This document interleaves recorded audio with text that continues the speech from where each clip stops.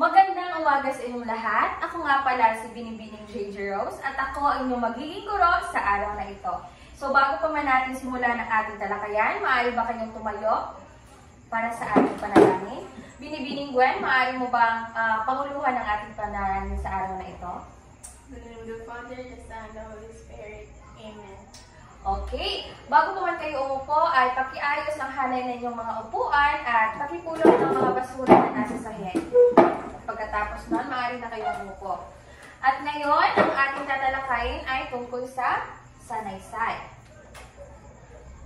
Okay, Binibining Rhea, sino ang kaklase mo na wala rito ngayon? Si Ken at saka si Earl. Okay, maraming salamat. Ngayon, sino nakaalala sa inyo kung ano ang ating tinalakay noong nakaraang pagkikita? Okay, very good. Tama. Ang ating tinalakay noong nakaraang pagkikita natin ay tungkol sa talumpati. At ngayon, bago natin simulan ang ating formal na talakayan, ay meron tayong laro at ito ay tinatawag na hulaan mo kung ano ako. Okay, kinakailangan na isang representante bawat grupo na siyang hula kung ano ang nasa kanyang noo. Ang ibang membro ng grupo ang mag-aaka siyang hulaan ng representante. So ito ang unang grupo at ito ang pangalawang grupo. Okay, bibigyan lamang kayo ng 5 minuto. Okay, maraming salamat. Napakagaling ng bawat grupo. At ngayon, dadako na tayo sa ating formal na talakayan at ito ay ang sanaysay. Ito ang sanaysay na kung saan manaya tayo mga sulat at ma-express ang ating mga ideya, ating mga emosyon at damdamin. Ito rin ay isang uri na komposisyon na naglalaman ng mga ideya, opinyon, argumento ng isang manunulat.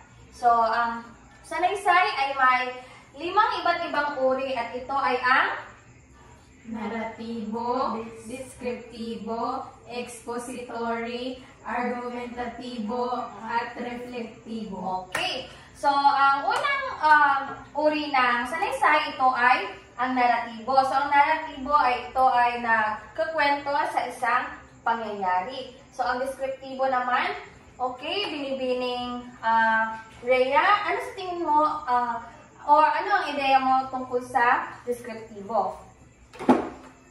Okay, maraming salamat. So, ang deskriptibo, ito ay naglalarawan ng hayop, bagay, o puok. At dito naman tayo sa pangatlong uri ng sanaysay. Ito ay ang expository. So, expository ay ito ay naglalarawan o nagpapaliwanag sa isang paksa.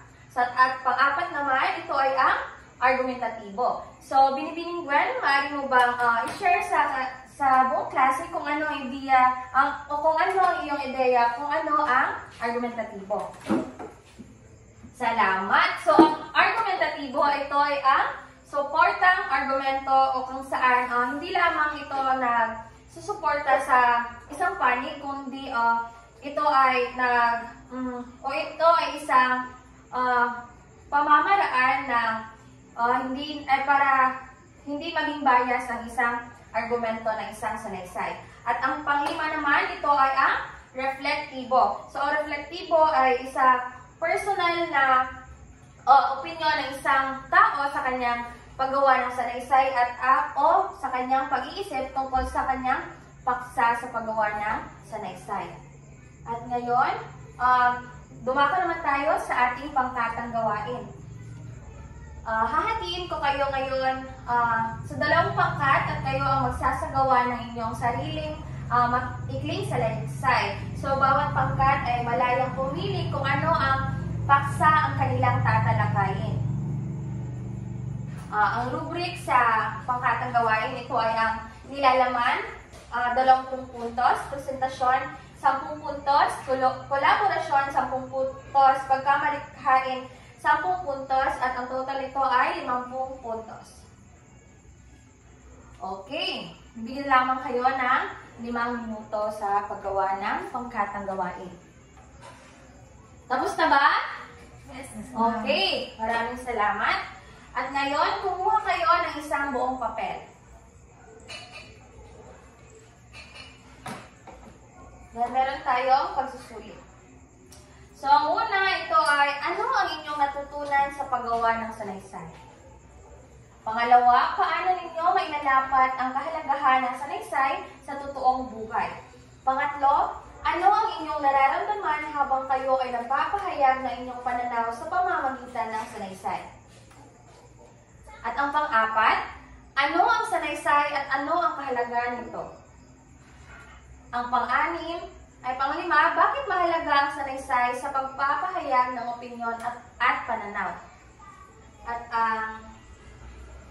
sa huli ay paano nagiging daan ang sanaysay sa paglinang ng kritikal na pag-iisip? Okay, maaari na nang ipasa yung mga papel. Salamat. At ngayon, dumako naman tayo sa ating pagtataya. So, parang panuto dito ay basahin ng mabuti ang bawat tanong at piliin at isulat ang tamang sagot at lamang ang tamang sagot. Okay, tapos na tayo at dadako naman tayo sa ating takdang aralin. So, panuto sa gawain, gumawa ng isang buong sanaysay na ang paksa ay patungkol sa sitwasyon sa ating bansa. Ang paalala dito ay maging kumpiyansa sa iyong mga ginamit na salita at siguraduhin maayos ang kalidad ng sanaysay. Huwag kalimutang gamitin ang rubrics bilang gabay upang masigurong mataas ang inyong marka. So, gramatika, 20 puntos, kausayan, 20 puntos, o hinalidad, 10 puntos, at kabuuan nito ay 50 puntos. At yun lamang at maraming salamat.